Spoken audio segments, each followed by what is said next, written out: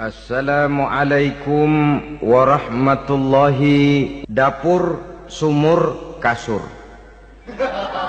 Kasur, sumur, dapur. Seolah-olah wanita terpaut dengan 3 itu tadi. Seolah-olah wanita tidak bisa berbuat lebih banyak daripada itu. Bahkan di tengah masyarakat jahiliyah, bayi perempuan mendatangkan aib sehingga mereka lalu dikubur hidup-hidup. Maka datang Islam dengan tegas mencanangkan satu revolusi yang mengangkat harkat dan martabat kaum wanita.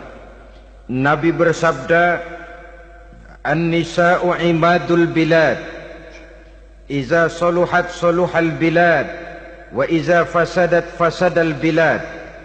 Wanita adalah tiang negara. Jikalau baik wanita, baiklah negara. Jikalau rusak wanita, hancurlah negara. Dalam berbagai ayat Al-Quranul Karim menjelaskan tentang wanita dan peranannya. Al-Quran bercerita tentang Siti Hawa. Al-Quran bercerita tentang anak perempuan Nabi Adam, Iklimah dan Labuda, yang menyebabkan Habil dan Qabil saling berbunuh-bunuhan. Al-Quran menceritakan bagaimana ibunya Nabi Musa mendapat wahyu untuk menghanyutkan anaknya di hilir sungai Nil. Al-Quran bercerita tentang Siti Maryam, ibu daripada Nabi Isa. Al-Quran bercerita tentang 2 putri Nabi Yusuf, yang akhirnya salah satunya menjadi istri daripada Nabi Musa. Pun Al-Quran bercerita tentang Ratu Balkis, seorang wanita yang menjadi penguasa di negeri Sabah, yang demikian besar pengaruhnya dan wawasannya.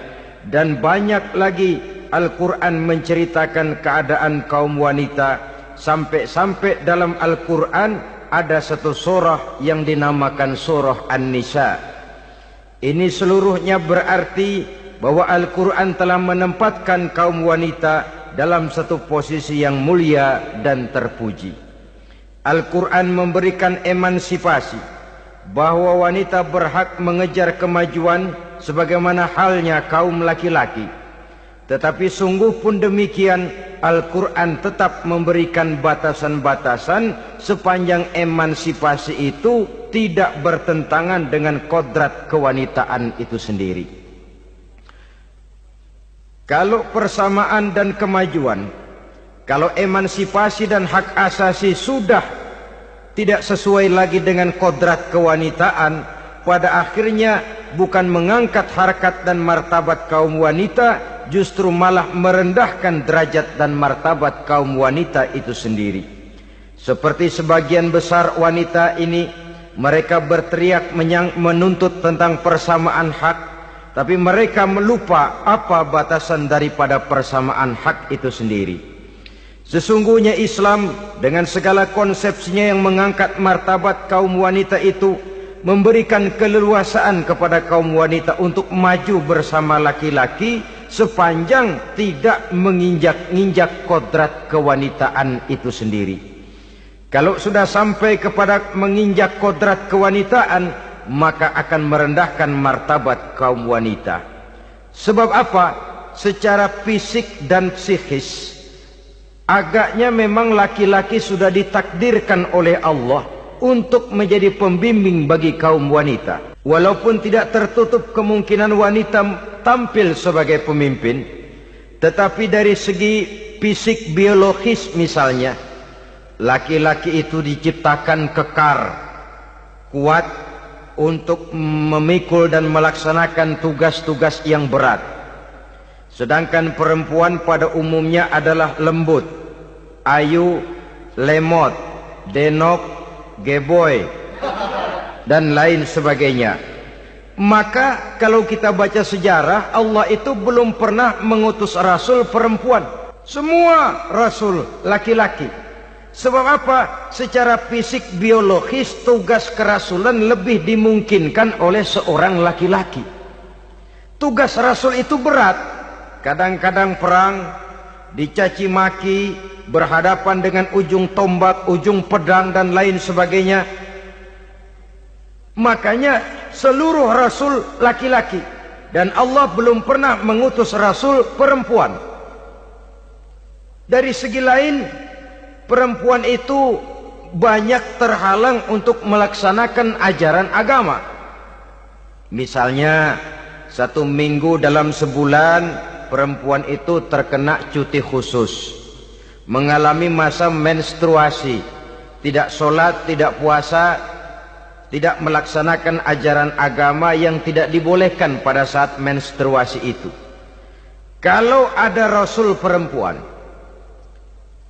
lalu saat malaikat akan menyampaikan wahyu, kebetulan rasulnya sedang wah, itu bisa balik-balik lagi malaikat Jibril ke langit itu. Mau turun nyampein wahyu, balik lagi ke atas, ditegur, kenapa balik lagi Jibril? Rasulnya lagi head.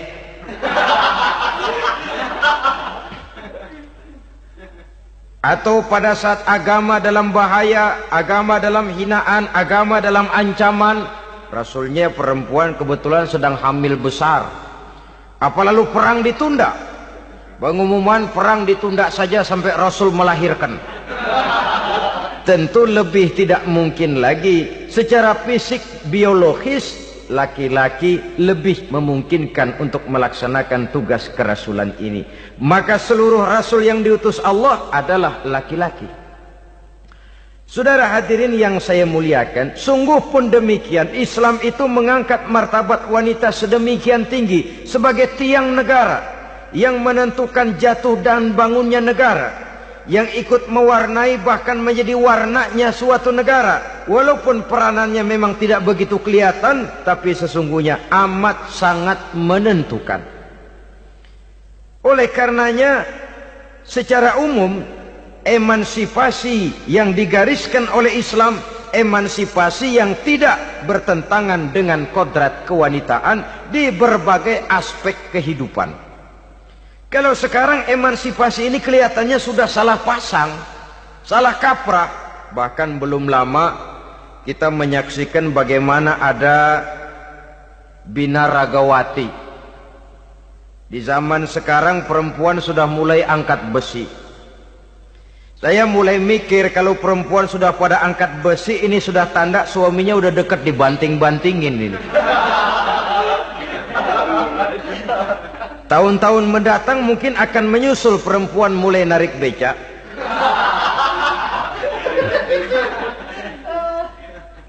Nampaknya kan sudah tidak lagi mengindahkan kodratnya sebagai wanita. Ada olahraga yang hanya pantas dikerjakan oleh laki-laki. Oleh karena itu pada kesempatan ini kita akan mencoba melihat peranan wanita dari berbagai dimensinya. Yang pertama, peranan wanita sebagai istri. Adalah Rasul memilih istri pertamanya Sayyidatuna Khadijah radhiyallahu anha. Kalau pilihan utama beliau pertama kali nikah dengan Siti Khadijah, jelas itu pilihannya bukan karena kecantikan. Kenapa? Beliau nikahi Siti Khadijah dalam usia 40 tahun Khadijah dan 25 tahun Rasul. Statusnya janda pula. Kalau beliau seorang pemburu kembang, pemburu bunga, kenapa mesti nikah dengan janda berumur 40 tahun? Sedangkan beliau waktu itu masih berumur 25 tahun. Apa sasaran utamanya? Bisa kita lihat nanti. Setelah beliau diangkat menjadi Rasul, ternyata Khadijah lebih daripada seorang istri, beliau masuk ke dalam staf Nabi. Orang lain beliau belum beriman, beliau malah beriman lebih dahulu sebagai perempuan pertama yang masuk Islam. Orang lain memusuhi Nabi, beliau malah mengorbankan hartanya untuk membantu perjuangan Nabi. Istri setia semacam ini, dengan peranannya sebagai istri yang sedemikian rupa, memberikan andil yang sangat besar bagi kesuksesan dan keberhasilan seorang suami. Yakinlah saudara, tidak ada seorang suami bisa meraih sukses yang besar, jadi apapun dia, profesi apapun yang dipegangnya, apa dokter, apa insinyur, apa pejabat pemerintah, apa politikus, apa ekonom, apa budayawan, apa kiai, apa mubalik, tidak ada yang bisa meraih sukses yang besar tanpa peran serta istrinya, walaupun tidak begitu kelihatan dan nampak oleh pandangan mata yang zahir. Sebaliknya, seorang istri bisa mempengaruhi suaminya. Seorang suami yang jujur, polos, lugu, sederhana, bisa jadi koruptor ulung kalau didorong-dorong oleh istrinya. Seorang istri Pak Lurah memang tidak ikut mengatur kelurahan, tapi dia bisa mewarnai suaminya. Seorang istri gubernur memang tidak ikut mengatur provinsi, tapi dia bisa mewarnai suaminya. Sepanjang warnanya positif, tentu sangat baik dan sangat diharapkan. Tetapi kalau warnanya negatif, kiamatlah akibatnya umat ini. Oleh sebab itu, peran pertama dari kaum wanita sesungguhnya adalah sebagai istri yang mendampingi suami untuk mengolah dan melaksanakan tugas-tugas besar. Dari seorang yang paling kecil sampai kepada seorang yang punya jabatan paling tinggi sekalipun, pengaruh dan peranan istri memang sangat menentukan. Saudara hadirin kaum muslimin rahimakumullah, itulah sebabnya Nabi menikah dengan Siti Khadijah. Dan lebih dari itu, sebelum menikah dengan Nabi, Siti Khadijah itu sudah terkenal sebagai pengusaha wanita, business girl kalau bahasa sekarang ini. Bahkan jaringan bisnisnya tidak hanya Mekah saja, tidak hanya antar kota, bahkan sudah antar negara, dari Mekah ke Syam, dari Mekah ke Madinah dan lain sebagainya, yang bahkan kita tahu Rasul pada mulanya pun ikut membantu perdagangannya Siti Khadijah radhiyallahu anha ini. Jadi kalau bercermin dari karier Siti Khadijah, boleh saja wanita bergerak di bidang bisnis, asal memang profesi, bukan karena dengan senjata dan modal kecantikan lalu membujuk dan merayu orang sampai telak sehingga bisnisnya berjalan lancar dengan jalan menjual kecantikannya. Tidak, bergerak di bidang bisnis yang memang profesinya di situ. Tidak ada salahnya. Bisa saja perempuan menjadi business girl seperti yang dicontohkan oleh Siti Khadijah radhiyallahu anha ini. Sebab itu, kontes-kontesan yang hanya bertitik kepada rupa yang ayu saja, rupa yang cantik saja, sesungguhnya bukan hanya tidak bermanfaat, tapi saya pikir juga sangat tidak mendidik. Yang mengajar anak-anak remaja putri kita untuk berlomba-lomba hidup dalam kepalsuan. Alis mata palsu, hidung pesek dimancungin, palsu, operasi plastik. Alis matanya dikerik, bikin yang palsu. Tai lalat lagi bikin yang palsu. Gincu bibir dimerahin, palsu. Seluruhnya hidup dalam kepalsuan. Akan lebih baik kalau kita ini misalnya mengadakan kontes yang menitik beratkan kepada ketinggian IQ, kecerdasan, kemampuan, skill, keahlian dan kemampuan. Tidak hanya dititik beratkan kepada rupa yang ayu dan cantik semata-mata. Sebab di samping manfaatnya diragukan, juga sangat tidak mendidik buat generasi yang akan datang. Terutama ibu-ibu, peran utama wanita sesungguhnya adalah sebagai istri mendampingi suami dalam melaksanakan tugas-tugas besar. Satu hari, serombongan ibu-ibu pernah datang menghadap Rasul mengajukan satu resolusi, protes kalau bahasa kita sekarang. Ya Rasul, ada apa bu? Kalau laki-laki sih enak. Enak bagaimana? Iya, kalau orang laki-laki sholat, perempuan sholat. Laki-laki puasa, perempuan puasa. Laki-laki pergi haji, perempuan pergi haji. Laki-laki menuntut ilmu, perempuan bisa menuntut ilmu. Tapi kalau laki-laki pergi jihad, perang membela agama, kami perempuan tidak bisa ikut jihad perang di medan pertempuran. Padahal pahala jihad sangat besar, dan kami ingin mendapat pahala jihad. Tidak adil kalau begini ya Rasul, izinkan kami pergi jihad. Ini perempuan di zaman Rasul. Kalau ada kebaikan tidak bisa ikut, rasanya rugi bukan main, lalu protes. Apa jawab Rasul? Beliau senyum. Ibu-ibu jangan khawatir. Walaupun ibu-ibu tidak maju ke medan perang, ada ibadah yang pahalanya sama dengan pahala jihad itu. Apa ya Rasul? Beliau menjawab, jihadukunna fi baitikunna. Jihadnya ibu-ibu, jihadnya kaum wanita adalah di rumah tangganya sebagai istri. Memasak makanan suaminya, mencuci pakaian istrinya, mengasuh, merawat dan membesarkan anak-anaknya, itu seluruhnya bagian daripada ibadah yang pahalanya tidak kurang dengan pahala jihad. Kenapa? Al-Quran itu memberikan sesuatu sesuai dengan kedudukannya. Kalau perempuan pergi perang jihad membela agama, musuhnya laki semua, kayak apa perangnya? Itu musuhnya bisa nggak mau pakai pedang, perangnya udah gulat aja udah. Sehingga Rasul lalu memberikan satu jalan keluar yang membuat wanita-wanita itu lega. Jihadukunna fi baitikunna. Ibu-ibu sih tidak usah khawatir, jihad ibu adalah di rumah tangga ibu-ibu semua. Sejak bangun tidur sampai tidur kembali, nyaris kaum ibu itu 24 jam pekerjaannya. Sebagai istri, dia melaksanakan jihad di rumah tangganya.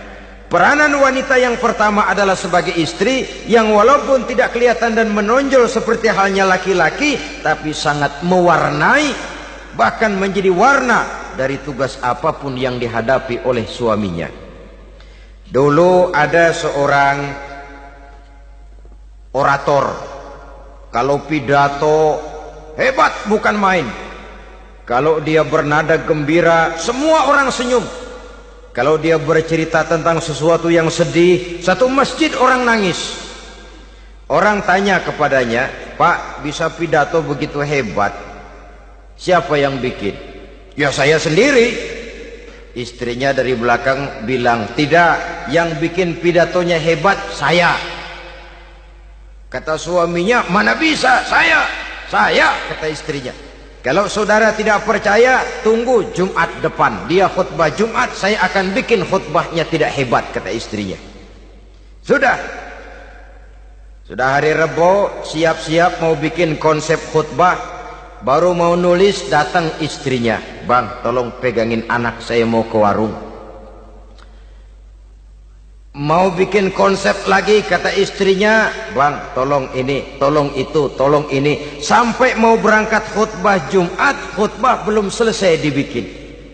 Begitu naik mimbar, kehabisan bahan. Sudah 10 menit masih ama bakdu. Ini yang dengar heran, ini orang kok bicaranya bisa cuma amat sama badu saja. Di situ kelihatan saudara-saudara betapa peran serta istri yang walaupun tidak kelihatan oleh pandangan mata yang zahir, tapi teramat sangat menentukan. Sekali lagi, tidak ada seorang suami bisa sukses jadi apapun dia tanpa peran serta istrinya di rumah. Tidak ada kemajuan yang bisa diperoleh kalau tidak karena peran serta istrinya di rumah. Tidak ada kesuksesan yang bisa diraih tanpa keikutsertaan daripada istrinya di rumah. Walaupun suaminya yang dikenal orang, suaminya yang dipuji orang, suaminya yang disanjung orang, bagian besar tetaplah saham dan andil daripada istrinya yang di rumah itu. Ini makna an-nisa imadul bilad. Wanita adalah tiang negara. Jikalau baik wanita, baik negara. Jikalau rusak wanita, hancur negara. Karena wanita, negeri Sabah menjadi terkenal, tentram, aman, wawasan politiknya luas. Seorang semacam Cleopatra bisa menaklukkan Julius Caesar. Dan begitu selanjutnya. Banyak cerita-cerita betapa wanita yang berperan di belakang layar ini bahkan bisa menggoyangkan negara. Bahkan yang paling dekat saja contoh dengan kita, Senator Gary Hart. Saudara masih dengar tentu itu, betapa harus terpaksa mengundurkan diri dari pencalonan presiden Amerika karena kasusnya dengan Donna Rice itu, dengan hostess itu. Betapa di sini seorang perempuan atau seorang wanita sanggup membongkar seseorang yang punya masa depan ceria untuk menuju kursi kepresidenan dari suatu negara adidaya seperti Amerika, bisa gagal berantakan karena skandalnya itu. Apa penyebabnya? Wanita. Tapi wanita juga bisa menyebabkan menjadi cambuk majunya laki-laki. Wanita juga bisa menghancurkan dan mengubur laki-laki. Saudara hadirin yang saya muliakan, ia memang kelihatannya makhluk yang lemah, tapi di balik kelemahannya itu sesungguhnya dia bisa menelan laki-laki yang bagaimanapun besarnya. Saudara-saudara kaum muslimin rahimakumullah, terutama ibu-ibu yang saya hormati, jadi peranan yang pertama wanita sebagai seorang istri. Yang kedua, wanita sebagai ibu. Ini juga sangat besar pengaruhnya dalam membentuk generasi masa yang akan datang. Bapak, oleh karena kesibukan tugasnya, tentu lebih banyak di luar rumah. Yang nyaris 24 jam di rumah itu ibu. Bagaimana dia merawat anaknya, bagaimana dia menaruh perhatian terhadap anaknya, bagaimana ia melimpahkan kasih sayang kepada anak-anaknya, akan membentuk kepribadian anak dan artinya membentuk generasi yang akan datang. Kalau seorang ibu sudah cuek-cuek saja kepada anaknya, padahal Quran mengatakan al-jannatu tahta aqdamil ummahat, surga di bawah telapak kaki ibu. Hadis ini bisa kita artikan macam-macam. Pertama, anak tidak akan mendapat kebahagiaan tanpa ridho daripada ibunya. Kedua, ibu adalah wanita agung yang harus ditaati. Ketiga, neraka atau surga anak bergantung kepada ibu, bagaimana dia mewarnai anak. Kalau ibunya cuek-cuek saja sama anaknya, dan sering jadi contoh klasik, kalau anak ayamnya beduk maghrib belum pulang, satu RT dicariin, hansip diundang, kalau perlu dan ramil dilaporin. Tapi kalau anak gadisnya jam 12 tengah malam belum pulang, ibu tenang-tenang saja Pak, tidak tergerak dan tidak tertarik hatinya. Ya tentu tidak semua.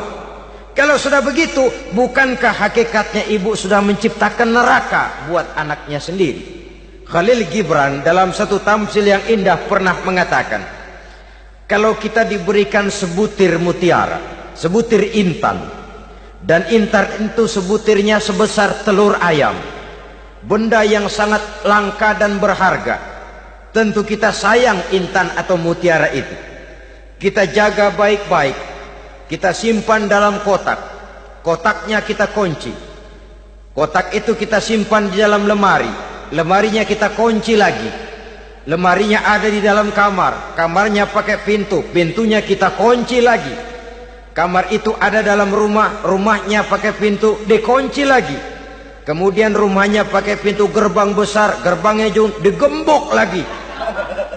Untuk menjaga intan itu jangan sampai hilang, begitu usaha kita berlapis-lapis. Dan intan itu sudah diberikan kepada kita, kata Khalil Gibran. Apa dia? Anak-anak yang diamanahkan Allah kepada kita. Itu intan-intan mahal, itu mutiara-mutiara pilihan yang dititipkan dan diamanahkan untuk kita jaga sebaik-baiknya. Haruskah dia sia-sia di tangan kita? Haruskah dia merana jatuh di tangan ibu yang tidak punya tanggung jawab? Saudara hadirin yang saya muliakan, oleh karenanya peranan sebagai ibu ini sangat menentukan bagi pembentukan generasi yang akan datang. Salah ibu mengarahkan anak, akan lahir generasi mendatang yang tidak kita harapkan. Sehingga Nabi bersabda, kullu mauludin yuladu 'alal fitrah fa abawaihi yuhawwidanihi aw yunassiranihi aw yumajjisanihi. Setiap bayi dilahirkan dalam keadaan suci. Setiap bayi dilahirkan dalam keadaan bersih, tidak punya dosa. Islam tidak mengenal dosa warisan. Semua saja bayi lahir dalam keadaan suci dan bersih. Kalau demikian lalu bagaimana? Kata Nabi, ibu bapaknya lah yang kelak akan menjadikan anak itu sebagai Yahudi, yang kelak menjadikan itu anak itu sebagai Nasrani, atau menjadikan anak itu sebagai Majusi. Ibu bapaknya yang mewarnai anak. Ibaratnya anak itu kertas putih, mau ditulis tinta hijau warnanya hijau, mau ditulis tinta merah warnanya merah, mau ditulis tinta hitam pun warnanya hitam. Oleh karena itu pembentukan anak yang soleh secara mental sesungguhnya sudah diwarnai oleh kebiasaan ibu bapak dalam pergaulan di rumah tangganya secara mental. Sehingga dengan demikian saudara-saudara, salah kaprah ibu dalam mengarahkan anak-anaknya akan melahirkan generasi penerus yang sungguh-sungguh tidak kita harapkan, dan pada gilirannya akan membahayakan perkembangan bangsa dan negara, membahayakan kita sebagai suatu umat. Apalagi sekarang ini masih banyak orang-orang muslim, orang-orang tua muslim yang kadang-kadang menyekolahkan anaknya di sekolah yang membahayakan akidahnya, mematikan imannya, menghancurkan tauhidnya. Pokoknya asal bonafid keluar sekolah ada jaminan lapangan kerja. Perkara anak mau kafir mau murtad bukan urusan. Alangkah ironi dan sangat menyedihkan. Saudara-saudara yang saya hormati, jadi dari segi kaum wanita peranan ibu sangat besar. Dari segi anak, ketaatan kepada ibu, doa restu ibu akan membawa kepada kebahagiaan hidup.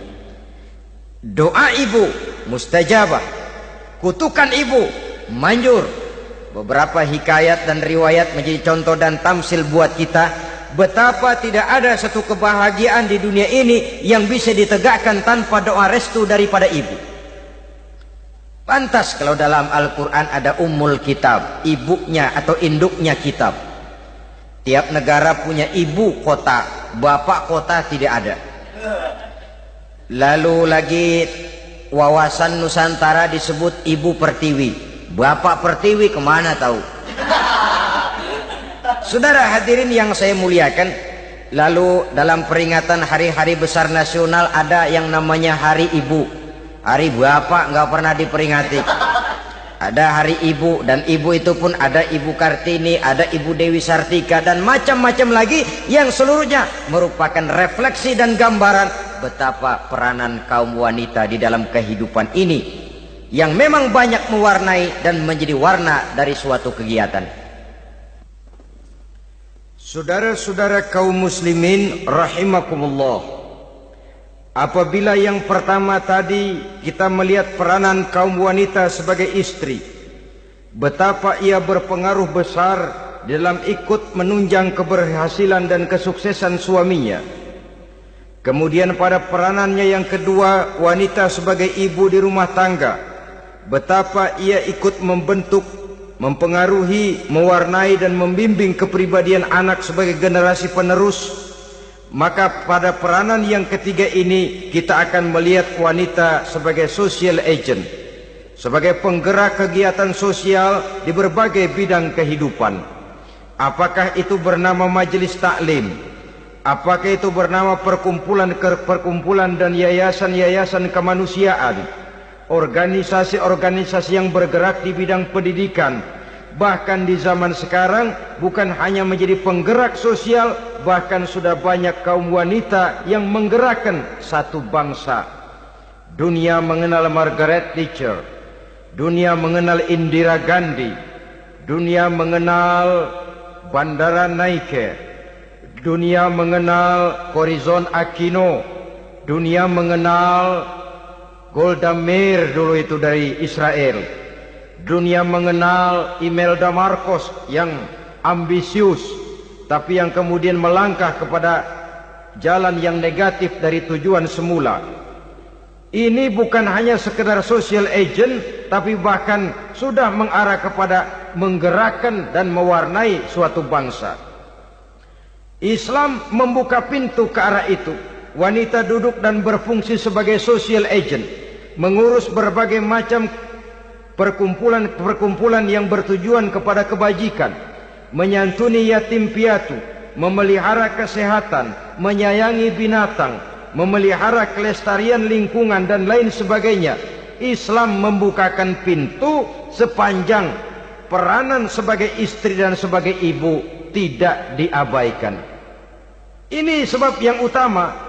Salah seorang perempuan, kaum wanita, kalau terlalu aktif berorganisasi, terlalu aktif bermasyarakat, terlalu aktif dalam berbagai macam perkumpulan, lalu melupakan tugas utamanya sebagai istri dari suaminya, sebagai ibu dari anak-anaknya. Ibu asik rapat sana, rapat sini. Anak tidak pernah diajak rapat, akhirnya si anak bikin perkumpulan sendiri, rapat menurut versi mereka.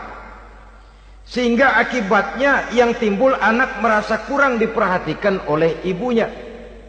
Ngaji bagus, tapi kalau sepanjang hari ngaji saja, suami pulang mau makan tidak ada makanan, mau berganti pakaian belum lagi diteriska pakaiannya, tentu ini melupakan fungsi yang utama. Kegiatan sosial, kegiatan di organisasi adalah jadwal kegiatan setelah fungsi sebagai istri dari suami, sebagai ibu dari anak-anak dilaksanakan dengan sebaik-baiknya. Bukan tidak baik ngaji, kalau dari ngaji ke ngaji saja. Bangun tidur ngaji, jam 7 ngaji, berangkat jam 11. Sholat zuhur berangkat ngaji lagi, pulang sore, malam ngaji lagi. Suami tidak terurus, anak-anak pun terbengkalai, rusaklah rumah tangga. Dan bukankah satu bangsa terdiri dari satu tatanan masyarakat, dan tatanan masyarakat yang paling kecil bernama keluarga.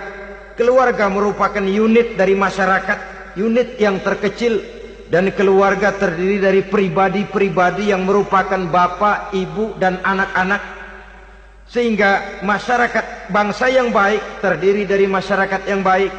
Masyarakat yang baik tersusun dari keluarga-keluarga yang baik. Dan keluarga yang baik akan muncul dari pribadi dan individu yang baik. Pribadi dan individu yang baik yang sadar mana kewajiban yang primer, mana kewajiban yang sekunder. Sebagai social agent, dia lalu mawas diri dengan tetap mempertimbangkan kodrat kewanitaannya itu tadi. Saya ikut prihatin kalau ada perempuan main sepak bola. Dan saya yakin betul kalau perempuan main sepak bola, yang nonton pasti bukan nonton bola. Ya mungkin bola juga, tapi bola yang mana? Itu wallahu a'lam. Ya dicari olahraga yang sesuai dengan kodrat kewanitaan begitu. Dicarilah olahraga yang sesuai dengan kodrat kewanitaan. Sepak bola sudah maju, ya belakangan saya katakan tadi muncul lagi wanita angkat besi. Belakangan bisa kita bayangkan wanita main tinju.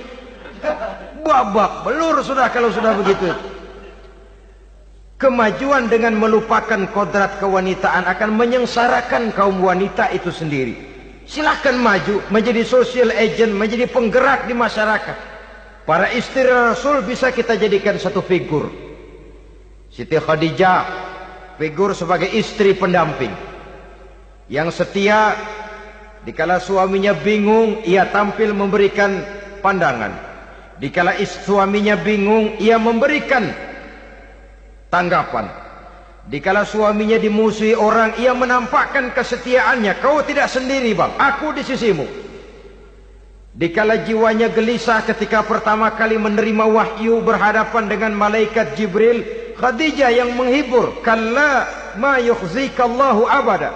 Tidak apa-apa bang, Allah tidak akan menyusahkan kau untuk selamanya. Tenang sajalah, tenang. Abang orang baik-baik, Allah tidak akan menyengsarakan abang. Peran sebagai istri. Dan Rasul mantap. Sehingga bertahun setelah Khadijah wafat, selalu terkenang dan dikenang oleh Rasul. Pernah satu saat beliau itu seperti orang melamun. Aisyah tanya, kok seperti ngelamun bang? Iya, kata Rasul, saya seperti mendengar suara terompahnya Khadijah di surga. Padahal Khadijah sudah lama wafat. Aisyah mendengar itu rada sedikit manyun. Kata Aisyah, bang, cukup sekali ini saja, jangan sebut-sebut lagi nama itu ya. Cemburu rupanya. Ya soal cemburu sih nggak bini Nabi, nggak bini kita, namanya cemburu. Perempuan mesti ada. Apa jawab Rasul? Ya Humairah, Aisyah, haruskah saya melupakan seseorang yang dikala orang lain memusuhi saya, dia mati-matian membela saya. Dikala orang lain mau membunuh saya, dikorbankan hartanya untuk membantu perjuangan saya. Mestikah saya melupakan orang yang begitu baik? Tidak, Aisyah. Sepanjang nafas masih ada, sepanjang itu saya tidak akan bisa melupakan Khadijah sayang. Peran sebagai istri Khadijah ini, peran sebagai istri. Suaminya bingung, istrinya memberikan hiburan. Kadang kan tidak, suami bingung, istri bingungan lagi. Ya sudah, mari ramai-ramai kita bingung sudah. Bukan mencari jalan keluar, yang sudah bingung malah ditambahin bingung lagi. Saudara hadirin yang saya hormati, lalu figur Siti Aisyah, muda, cantik, kreatif, cerdas. Kalau bahasa sekarang barangkali wanita karier ini. Ini figur-figur. Jadi punya keistimewaan masing-masing, sehingga ada pilihan. Ya tentu orang mencari istri itu kan karena ada dasar pilihan. Mungkin rupanya kurang menarik tapi akhlaknya bagus. Mungkin akhlaknya sedang-sedang saja tapi potongannya cakep. Masih ada pilihan. Sudah potongan jelek, akhlak bejat. Emangnya lu milih merem tempo hari ya?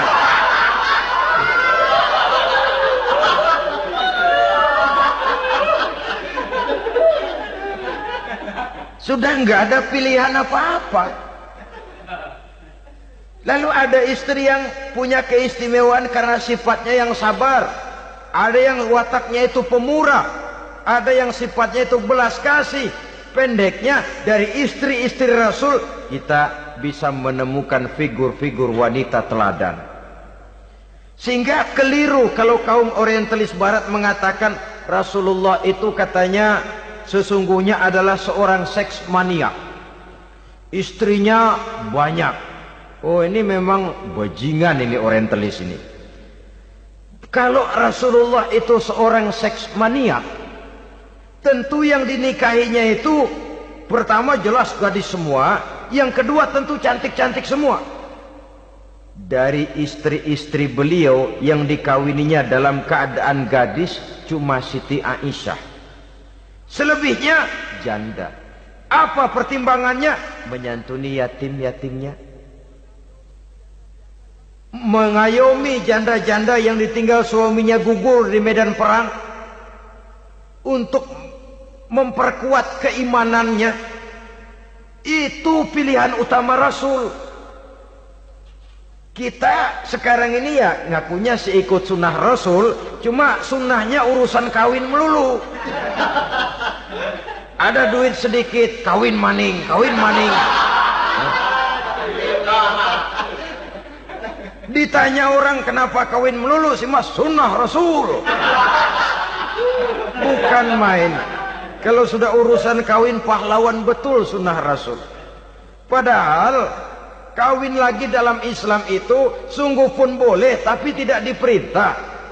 Tidak diperintah, memang cuma boleh. Itu kalau dalam pesawat itu cuma semacam emergency exit lah ya.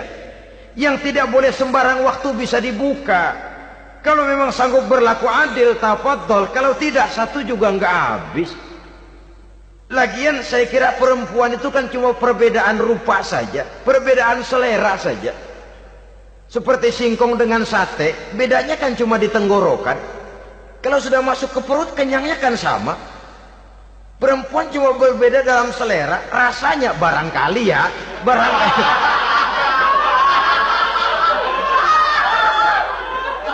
Barangkali tidak jauh beda. Saudara hadirin, nah Islam ini mengatur. mengatur lewat pintu yang dinamakan nikah itu tadi, sehingga dengan demikian bisa dinikmati secara tenang, tentram. Tidak usah manusia ya, kucing saja. Coba lihat kucing. Kalau ikan dia boleh nyolong, kucing itu boleh curi, makannya nggak tenang kucing. Coba lihat ini. Asal dia nyolong ikan, makannya juga mindik-mindik. Matanya nengok kiri, nengok kanan. Ada sedikit gerusak, kabur. Secara nalurinya kucing tahu kalau ini ikan curian, makannya nggak tenang dia. Tapi kalau ikan kita kasih, kucing anteng, geledek juga nyamber, manteng aja dia. Nalurinya mengatakan ini ikan dikasih sama yang punya, tenang dia. Saudara hadirin yang saya hormati, orang juga gitu. Kalau hubungan suami istrinya sudah sah, diikat dengan akad nikah, tenang, anteng, nggak gerasak gerusuk, nggak kayak diubur-ubur maling, anteng aja. Dan yang ngintip juga buat cuek aja udah. Biarin aja dia ngintip, capek sendirilah.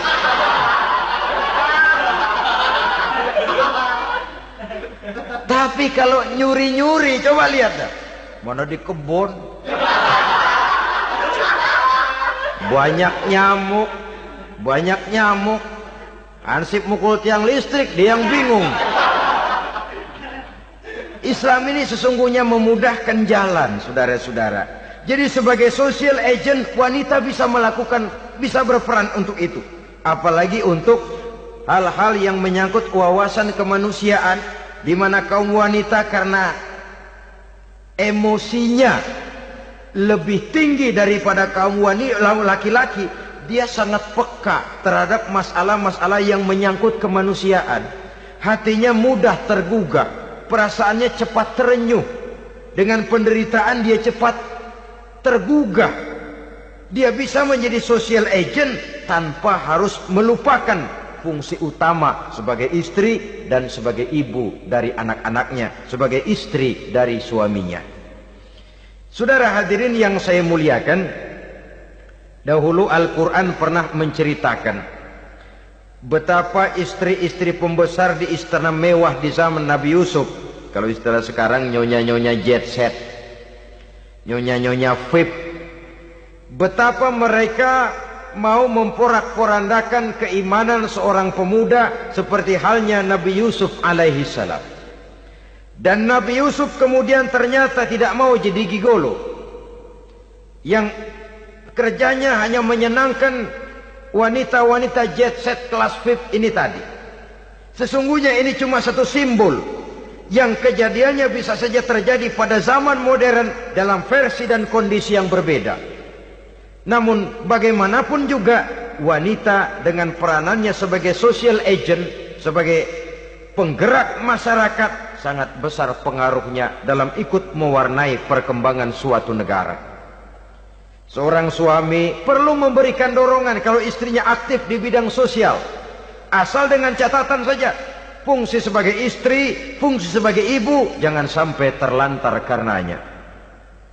Bahkan saya katakan tadi, di zaman sekarang wanita tidak lagi hanya berfungsi sebagai social agent, bahkan sebagai national agent, penggerak dari satu bangsa. Muncul wanita-wanita yang jadi menteri, yang jadi anggota DPR, bahkan yang jadi kepala desa dan lain sebagainya. Secara umum memang ar-rijal qawwamuna 'alan nisa. Laki-laki adalah pembimbing bagi kaum wanita karena kelebihan fisik biologis, kelebihan kemampuan intelektual dan lain sebagainya. Namun wanita pun boleh saja menjadi social agent sepanjang catatan yang saya sampaikan tadi. Jangan sampai melupakan kodrat kewanitaan, jangan sampai mengalahkan fungsi sebagai istri dari suaminya, sebagai ibu daripada anak-anaknya. Nah, kemudian fungsi yang keempat di bidang ilmu pengetahuan. Islam memberikan kesempatan yang sama kepada kaum wanita. Thalabul ilmi faridatun ala kulli muslimin wa muslimatin. Menuntut ilmu itu wajib hukumnya bagi orang Islam, baik laki-laki maupun perempuan.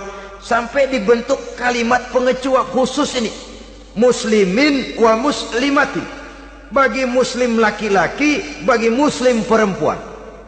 Dan alhamdulillah, kalau dulu di zaman Raden Ajeng Kartini, nasib perempuan berada di balik pintu yang digembok rapat-rapat, siklusnya berputar cuma sumur, dapur, kasur, kasur, sumur, dapur, dapur, sumur, kasur. Melingkar di situ satu saja peranan kaum wanita. Memberontak jiwa Raden Ajeng Kartini, menuntut persamaan bahwa wanita berhak maju sama dengan laki-laki. Entah Islam sejak 14 abad yang lalu sudah mencanangkan ini, menuntut ilmu wajib bagi laki-laki dan perempuan beragama Islam. Orang Islam baik dia laki-laki, baik dia perempuan, wajib menuntut ilmu. Ilmu dalam artian umum, tidak hanya sekedar fikih tauhidnya, ya di bidang kedokteran, di bidang teknik, di bidang hukum dan lain sebagainya. Ini yang perlu dibanggakan. Kalau perlu, ini yang perlu diadakan kontes. Kontes IQ. Wanita yang paling berprestasi di bidang ilmiah, wanita yang punya prestasi di bidang menjaga kelestarian lingkungan hidup, wanita yang punya prestasi menggerakkan sosial, menyantuni yatim piatu, memelihara kesehatan. Adakan kontes macam itu untuk mendorong. Ini enggak, kalau kontes yang diukur betis, bibir, pinggul, payudara, lubang hidung, ukur sekalian kita. Apa manfaatnya dan apa unsur pendidikan yang ada di dalamnya? Tidak menguntungkan, tidak mendidik, dan tidak membawa manfaat.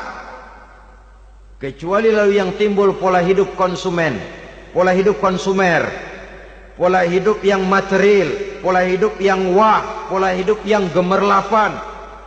Ya, kalau oleh anak-anak muda yang terjangkau. Kalau tidak, dia hanyut ditelan mimpinya. Dia ingin bergaya hidup jet set, sementara dia dihadapkan oleh kenyataan bahwa dia tinggal di kampung, ibu bapaknya orang kampung, dan lain sebagainya. Jiwanya berontak, terjadilah kegalauan, terjadilah kerancuan, terjadilah komplikasi, perang di batin antara keinginannya dengan lingkungan nyata yang dihadapinya. Dan kalau sudah ada gejala semacam itu, penyakit-penyakit kejiwaan akan mudah muncul. Ini gejala terutama buat orang-orang yang tinggal di daerah transisi. Kota besar bukan, kampung banget juga enggak. Daerah cekak. Akibatnya gayanya ya sering gaya enggak karu-karuan. Gaya kepalang tanggung jadinya. Saudara hadirin yang saya muliakan, akhirnya apa? Santri tapi lagunya kayak koboi. Koboi tapi sesungguhnya santri. Saudara hadirin yang saya hormati, maka di bidang ilmu pengetahuan wanita mempunyai peranan yang sangat besar. Dia bisa tampil dengan karya-karya ilmiahnya yang membawa manfaat bagi perkembangan agama, bangsa dan negaranya. Majulah kaum wanita dengan ilmu pengetahuan, tuntutlah ilmu seluas-luasnya. Kita hidup di satu negara yang merdeka, kita beragama yang memberikan satu keyakinan bahwa menuntut ilmu merupakan kewajiban, bahwa peranan wanita tidak hanya di belakang dapur, lain sebagainya yang seluruhnya terpantul dari dinamika kehidupan kaum wanita. Saudara-saudara kaum muslimin rahimakumullah. Kemudian yang kelima, peranan wanita dalam bidang agama. Kita bersyukur sekarang ini gejalanya dimanapun pengajian, biasanya lebih ramai pengajian ibu-ibu dari bapak-bapak. Peringatan hari-hari besar keagamaan, biasanya lebih ramai ibu-ibu daripada bapak-bapak. Pengajian, ibu lebih ramai. Padahal kalau bicara sibuk, lebih sibuk ibu daripada bapak misalnya. Kalau sudah pengajian bapak-bapak, biasanya pengajiannya ramai cuma 3 giliran itu. Pembukaan, maulid, penutupan. Kalau sudah yang rutin pengajian tiap minggu, 3 pojok yang ngaji. Yang atu nguap, yang atu pules, yang atu ngiler. Saudara hadirin yang saya muliakan, ada badan kontak majelis taklim yang merupakan wadah daripada kegiatan ibu-ibu. Ada Ittihadul Muballighat, Persatuan Muballighat. Ada Persatuan Para Asatizah. Dan macam-macam lagi peranan ibu-ibu di dalam kehidupan beragama. Tapi sesungguhnya harus dimulai dari bagaimana si ibu mewariskan jiwa agama kepada anak-anaknya di rumah tangganya. Kalau itu gagal, dia mau melangkah ke masyarakat, dia sudah gagal sejak awal sesungguhnya. Keberhasilannya dia menata masyarakat akan mengakibatkan dia nanti bernasib seperti Nabi Nuh. Berhasil mengajak beberapa orang kafir mengikuti ajarannya, tapi gagal mengislamkan putranya sendiri Kan'an. Bukan tidak berusaha, tapi memang Allah sudah menghendakinya sedemikian untuk menjadi contoh buat kita semua. Yang penting orang tua berusaha dan berikhtiar. Kalau sudah berusaha dan berikhtiar, anak ternyata memang sulit diurus, barangkali memang fotokopinya Kan'an tuh anak. Ya orang tua kalau sudah berusaha, ya tawakallah. Jangan belum berusaha lalu berkata, jangan anak kita, anak Nabi aja ada yang bengal. Ngajar tidak mau, mengajar anak tidak mau, mendidik anak tidak mau, lalu mencontoh Nabi, salah kaprah namanya. Kaum wanita bisa berperan di dalam agama. Ketika Rasul hijrah, itu kan beliau tidak langsung ke Madinah. Dari Mekah itu beliau mengambil jalan arah ke kiri menuju Gua Sur. Ini dalam strategi militer punya makna sendiri. Jenderal yang ulung, ahli strategi militer ini. Di Gua Sur sana beliau tinggal 2 hari 3 malam. Siapa yang membawa makanan ke Gua Sur? Siapa yang menjadi kurir untuk mengintai kegiatan-kegiatan Quraisy setelah Nabi berangkat hijrah? Asma, putri Abu Bakar Siddiq radhiyallahu anhu. Jadi kurir, jadi spion, membawa makanan untuk Rasul dan ayahnya di Gua Sur. Ini peranan wanita. Di tengah bahaya, di tengah keadaan posisi terjepit, Rasul di dalam gua, diamatinya keadaan Quraisy, dilaporkannya kepada Rasul. Jasa seorang wanita bernama Asma, putri dari Abu Bakar Siddiq radhiyallahu anhu. Rabi'atul Adawiyah, seorang sayyidah sufiyah, ahli tasawuf yang terkenal dengan ajaran cintanya kepada Tuhan. Dia bisa menjadi tokoh wanita dalam gerakan sufi oleh karena kegiatannya di bidang agama dalam arti mujahadahnya kepada Allah Subhanahu wa taala. Dia korbankan bagian besar daripada hidupnya untuk mengabdi kepada Allah. Setelah suaminya meninggal, seumur hidup dia tidak pernah nikah lagi. Bukan tidak cantik, cantik. Bukan tidak ada yang mau, banyak yang meminang. Bahkan diantaranya termasuk Sufyan Tsauri, seorang tokoh juga. Pernah mencoba meminang beliau. Kata Sufyan, Rabi'ah, bagaimana? Kamu kan janda? Iya. Lalu, lah saya kan duda. Jadi bagaimana? Daripada kita masing-masing sendiri-sendiri kan lebih baik kita join. Maksud kamu apa? Saya mau meminang kamu. Boleh? Tapi mas kawinnya saya minta engkau jawab 4 pertanyaan saya. Kalau bisa, diri saya seutuhnya saya berikan kepada kamu. Kalau tidak, tidak usah saja. In ajabtani fi 4 masail fa ana laka. Kalau engkau sanggup menjawab 4 pertanyaan saya, seluruh diri saya bulat-bulat saya serahkan kepada kamu. Yang pertama, Sufyan, semua orang kan bakalan mati. Iya. Ya soal mati sih sama, mati. Cuma hakikat mati kan lain-lain. Ada yang matinya itu husnul khatimah. Mati baik di akhirnya. Lagi ngaji, mati. Lagi baca Quran, mati. Lagi sholat, mati. Lagi dengar ceramah, mati. Lagi sodako, mati. Itu mati-mati yang su'ul khatimah. Ada yang mati itu mati yang husnul khatimah maksud saya. Ada mati itu yang disebut su'ul khatimah, jelek di penghujungnya. Lagi nyekek botol, mampus. Lagi banting kartu, plak, plak, habis. Lagi makan riba, mati. Lagi zina, mati. Lagi nipu, mati. Kira-kira kalau saya nanti mati, su'ul khatimah apa husnul khatimah? Loh, saya nggak tahu, kamu mati saja belum. Tidak bisa kamu jawab, tidak bisa. Yang kedua, setelah mati kita masuk ke alam kubur. Di kubur kita akan dapat nikmat kubur atau azab kubur. Hari itu kira-kira saya dapat nikmat apa dapat azab? Saya tidak tahu.